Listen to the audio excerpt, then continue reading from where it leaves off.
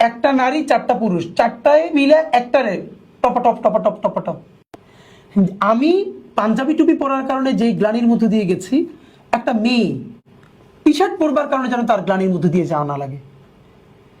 দেখেন, আমি যদি দিনের কথা বলি, আমি তার বারবার বুঝাবো, দিনের অ্যাপ্রোচে বুঝাবো, কিন্তু আমি যখন তাকে, মানে এটা কি হয়, বাংলাদেশে এমন একটা হয়েছে জানেন, বাংলাদেশের আলেমদের মূলধারাটা, তারা তো মিডিয়ায় এত অ্যাক্টিভ না, কিন্তু ফেসবুক সেলিব্রিটি এই স্ট্রিকটা নিয়ে যেমনি ভাবে বাজে কথা বলে, এটাতে আমি নিজেই মাঝে মধ্যে মনে হয় যে আমি যদি এই কালচারের একটা ইসলামী মূল্যবোধ সম্পন্ন পরিবারের না হইতাম, আমি তো মনে হয় এদের ব্যাপারে বিদ্রোহ করে বসতাম।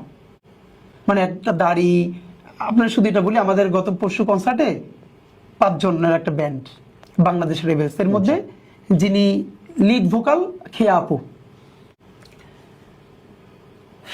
এটা অনেকে কষ্ট নিবে, এরপর বলি, খেয়া আপু আমার একটা স্ক্রিনশট পাঠাইলেন প্রোগ্রামের আগের দিন, যে বলে ভাইয়া আমি চাই না আমার কারণে আপনার ক্ষতি হোক, প্রোগ্রামটা লাগে বন্ধ করে দেন।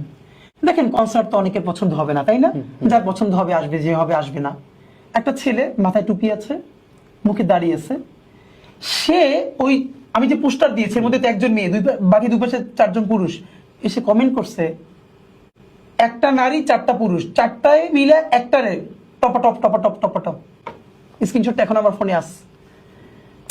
আমি বললাম যে এইগুলো এটা এত কঠিন, আমি বললাম আপু প্লিজ আপনি এগুলো পড়েন না, আপনি কালকে আসেন দেখেন কি হয়। এরপর তো অনেক লোক এসেছে, ভালো হয়েছে।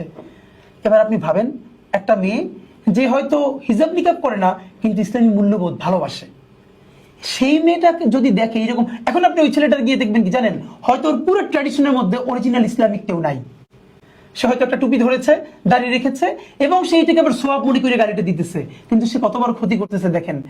আজকে এই খেয়াপু যদি এটাকে পার্সোনালি নেয় এবং এই ছেলেটাকে পুরো একটা রিপ্রেজেন্টেশন হিসেবে নেয় আলেম সমাজের, তাহলে বাংলাদেশের ইসলাম, মুসলমান, আলেম সমাজের কাছে ব্যাপারে তার কি মনস্তত্ত্ব তৈরি হবে বলেন?